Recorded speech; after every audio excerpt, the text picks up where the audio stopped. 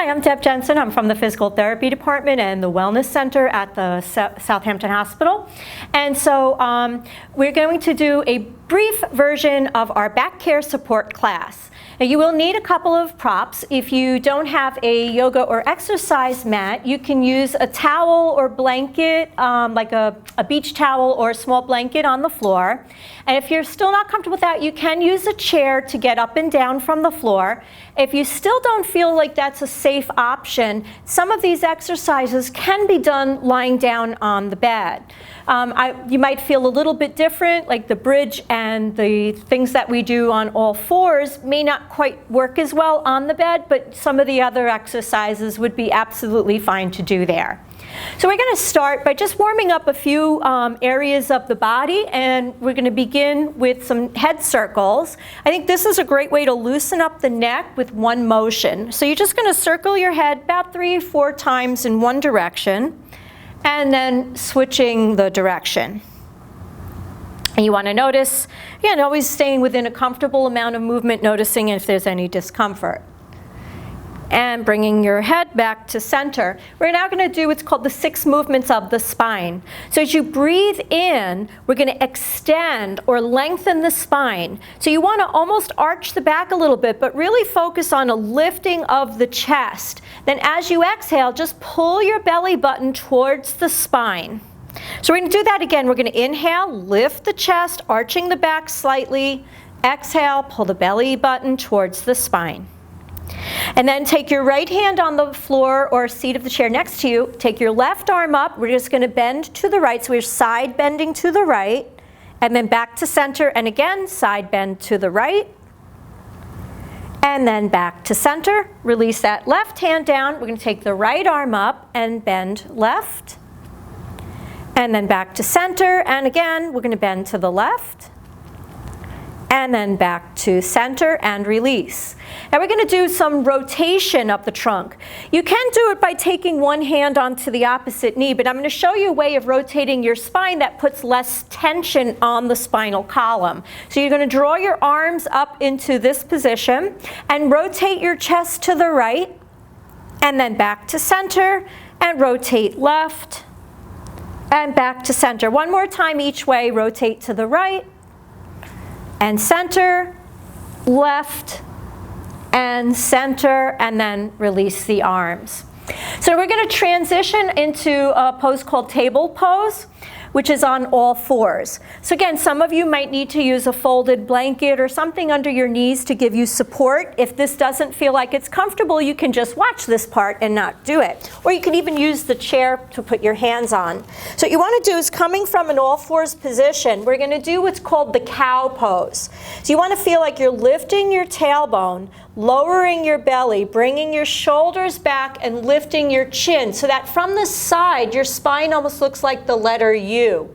As you exhale, you're going to pull in your belly and bring your spine back to neutral. I like to stay with a neutral spine in case anyone has issues with bone density where rounding might be a little bit too much strain. So let's do that again. We're going to lift the tail, lower the belly, shoulders back, lift the chin, and then returning back to center.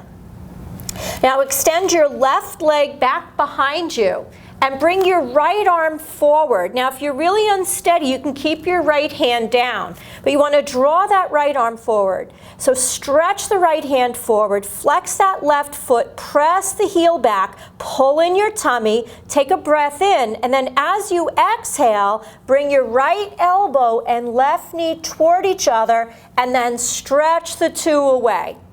So we're going to pull the elbow and the knee in, stretch away, bring the elbow and knee in, and stretch away. We'll do that 2 more times. Bring them in, stretch away, and once more, pull in, and stretch the limbs away. Hold for a moment, and then release the arm and leg. Now we're going to go to the other side. So you're going to extend the right leg back, flex that foot, press the heel back. If your balance is okay, you can lift the left arm. Remember, if that's not comfortable, if it doesn't feel safe, keep the hand on the floor. So you're going to hold it here, take a deep breath, make sure the shoulders and hips are level, then bring your elbow and knee toward each other and reach away. Bring the elbow and knee in, reach out. 3 more times. Let's bring the 2 in and reach away. Bring the elbow and knee in and reach out. 1 more time. Bring the elbow and knee in and reach out. Release the hand, release the knee, and wag your tail, which just means shake your tushy from side to side. Now from here we're going to come into a position on our back called the hook lying position. So you're going to lie on your back with your knees bent. And you want to lengthen the back of your neck so that you're not flexing it too much. So you want to lengthen the back of your neck, separate your shoulder blades, keep your hands down by your side. You don't want your feet too close to the buttocks. That can cause a spasm in your hamstring muscles. So what you want to do here is notice the natural arch in your lower back. So as you breathe in, I'm just going to move my arms so you can see better. As you breathe in, you're going to press your lower back into the floor and then release back to center as you inhale. So as you exhale, press your back into the floor. Inhale as you come back to center. Again, press your lower back down. Inhale back to center. Press down. So you want to feel your hips tilting back to center. Let's do 5 more. Press your lower back down and relax. Press down and relax. So we're really working on strengthening those lower back muscles. Press down and release. 2 more times. We're going to press down and release. Let's do 1 more. Press back and release. Now we're going to extend the right leg. You're going to flex the foot as if you were standing on it.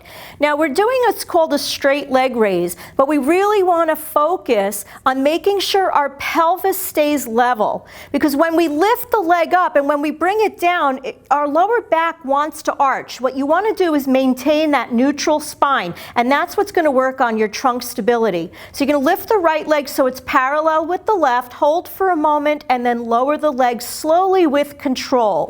So we're going to do 10 of these. We're going to lift and lower. Again, that's 3. Lower slowly, so you use control. Lift, hold for a second, lower, that's 4. 5. So again, you want slow movements. Lift, hold for a second, and lower. 6. Again, feeling that stability. 7. Lift and lower. 8. So you want to again make sure that the hips are not moving. 9. We have 1 more on this side. Lift and lower. Now we're going to bend the right knee and straighten the left leg. So we're going to do the same thing on the other side. So each side may be very different. So you're going to flex the foot, keep your tummy strong, make sure your pelvis isn't rocking back and forth, especially as you lower the leg. So you're going to bring it up so that 2 thighs are parallel, lowering with control. So one rule of thumb might be as you lift to a count of 3, hold for 1, lower for a count of 3. Okay, so again, this is the 3rd one. Again, lower with control, keeping those trunk muscles strong. Again, up, lower with control. Good. Lift, lower with control. Again, notice if there's a big difference from the 2 sides. We've got 5 more. We're going to lift, lower. Good. Again, lift. Hold for a second, lower slowly, notice that control. We got 3 more, up and lower. Last 2, again, lift and lower. 1 more time, we're going to lift and then lower. So we're maintaining that stability and flexing the foot. So this is also known as a resting position if you need to take a break. Next one is called the bent knee fallout, and this is going to work. So the first one worked on the control of the pelvis forward and back. Now we're working on the control of the pelvis from side to side. So you're going to straighten that left leg again, flex the foot as if you were standing on it. Keep your right knee bent. Now you're going to let your right knee drop out to the side as far as you can without the left hip rolling upward. So if I go further, my other hip wants to rise. So you want to control that motion, and that's where you're strengthening through here. So you're going to lower that right leg, and this one you don't have to really go as slowly on, but you want to go fairly slow. So we're going to drop it out to the side. Again, bring it back. That's 3, 4. Again, notice if your body is shaking. 5. Again. 6. You want to keep that tummy strong. Again, out to the side and back up. 8. Keep the hips level. 9. One more time on this side. Bring it out and back up. 10. Now we're going to bend the left knee and straighten the right leg, flexing the foot as if you were standing on it. So again, keeping this hip down, the right hip down, lower that left leg out to the side. It wants to lift up, but you have to control that movement, come back to center. So it's okay if the leg doesn't go all the way to the floor. You're going to listen to what range of motion is available in your body. Okay, we're going to lower it out. This is 3, and back to center. And 4. Again, controlling the movement. Good. Okay, we'll do 4 more. Lowering it out, bringing it back to center. 3, 2. Again, making sure this hip, the other hip is level. And 1. And bending both knees back to that resting position. Now this next pose is this next movement. We joke around in our class, we call it the dying bug exercise because you look kind of like a dying bug. So you're going to take your arms slightly off the floor, can keep your neck elongated, the belly strong. You're going to lift your left hand so that the fingers are pointing toward the ceiling and the right foot comes off the floor a little. And then you come back down and lift the right arm and the left foot, and then coming back down. So that's 1. So you lift the left arm, right foot, right arm, left foot. That's 2. Left arm, right foot, right arm, left foot. Okay, so we have 3. Again, going back, maintaining stability. So this mimics the way your trunk moves when you walk. Okay, we're on number 5. Good. Okay, keep going. So you want to move, the slower you go, the more you have to use those trunk muscles. When you move fast, you're using more momentum than actual muscle strength. Good. We have 3 more on each side. Right? Right leg, left arm. Left leg, right arm. Good. 2 more on each side. Right leg, left arm. Left leg, right arm, and last one. Then we have 1 more that's a little more challenging. So if you found that this was a little bit challenging, you might repeat what we just did. The next one is called the heel tap. So here again, you want to pull the belly button towards the spine. You're going to lift your feet off the floor. Now again, you want to maintain that stability, arms over the chest. You're going to lower the heel of the right foot and then bring it back up. Then the heel of the left foot and bring it back up. So that's 1. Each one on each foot counts as 1 rep. That's 2. And 3. The slower you move, the harder it is. That's 4. So if this bothers your back at all, just do the dying bug exercise. That's 5. And 6, 7, 3 more. Again, let's slow it down for the last 2 on each side. Lower slowly, just barely tap that heel, bring it back. Again, left leg, slow and up. 1 more time, folks. Right foot, slow it down and bring it back up. Left, and then back up. And release your feet to the floor. And we're going to go into some bridging to work on trunk extension. You can do this with your arms by your side or hands crossed over the chest. You're going to press your feet into the floor, pull in your tummy, lift your buttocks off the floor so that your thighs are keeping parallel, almost as if your kneecaps were being drawn forward, and then lower your hips down. So we're going to do 10 of those. Okay, so we're going to lift, light squeeze of the buttocks at the top, lowering slowly with control. Notice if your hips want to sway from side to side. You're going to lift, give a light squeeze, lower slowly. Again, we're going to lift, light squeeze, and lower slowly. Good. Halfway there on this one. We're up number 5. Squeeze and lower. You also want to make sure your heels are not too close to your buttocks because that can cause a spasming of the hamstrings. And lower slowly. That was number 6. We're going to lift. Again, squeeze the buttocks at the top especially. Lower with control. We'll do 2 more. We're going to lift and lower. And again, lift and lower. Now we're going to add 5 more with a variation.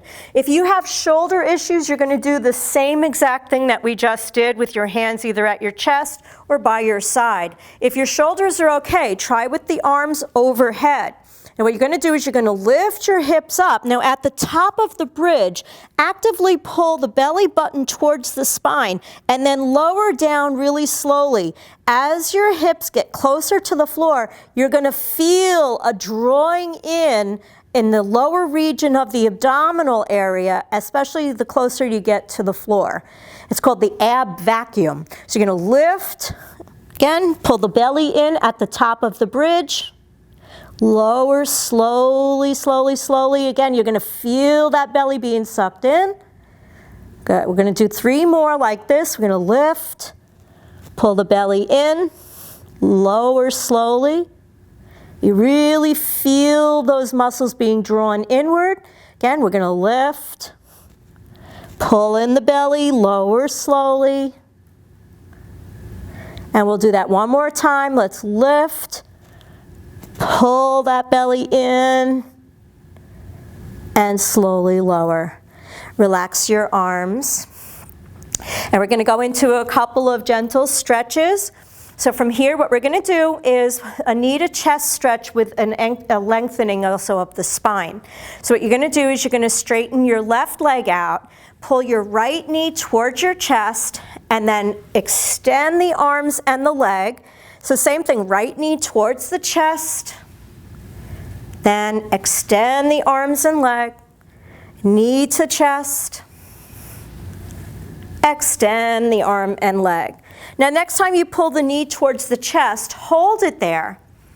Take a few deep breaths in and out.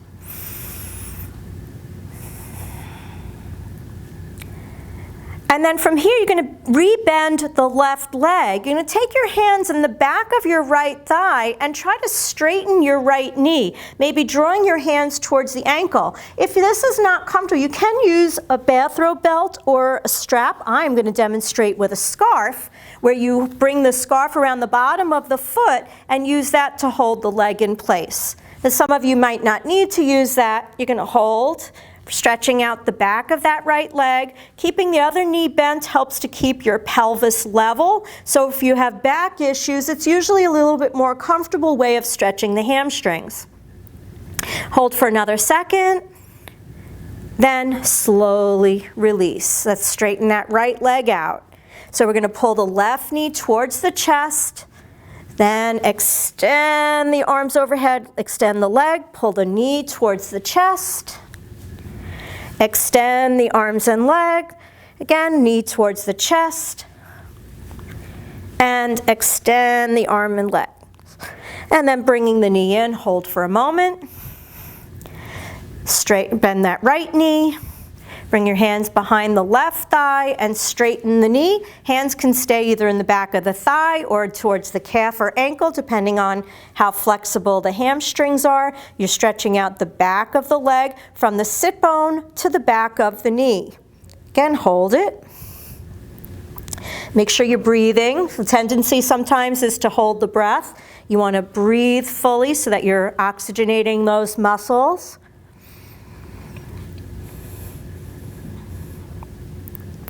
And then light bend of the knee as you release. And then one more thing that's a really nice way to kind of end a practice, and it's a nice fix if you can't get a massage right now, is you pull both knees towards your chest with your hands right over the tops of the kneecaps. You can either rock from side to side, so you get a little bit of a massaging feel around the lower back. To really deepen that, you can make circles with your knees. And it's almost like your floor is getting massaged, or your back rather is getting massaged by the floor. Or maybe your floor is getting massaged by your back, whichever you prefer. But I like this because it's a nice quick fix if you need to kind of get that sensation. And you can do that a few times in each direction. Another nice thing to do is if you have a chair handy or an ottoman, if you do tend to have back issues, you can rest your legs on a chair or ottoman and just release your arms out as a way of relaxing the spine. And then taking your feet out a little bit wider, just a little bit of knees rocking from side to side. And then rolling over onto one side and pressing back up to a comfortable seat where you want to take a moment. You can sit with your legs long or crossing if you feel more comfortable doing that. Just bringing your hands over the knees, taking a couple of deep breaths. And just observing and noticing how your body feels, how your back feels. This is a routine you can do. You can do multiple sets, so you can replay the video if you want to do more sets at the same time. You can do this, twice a day. You can do this a couple of times a week. But it's a nice way to maintain the stability of your trunk. So I hope you all enjoyed that class. Thank you so much for sharing that with me.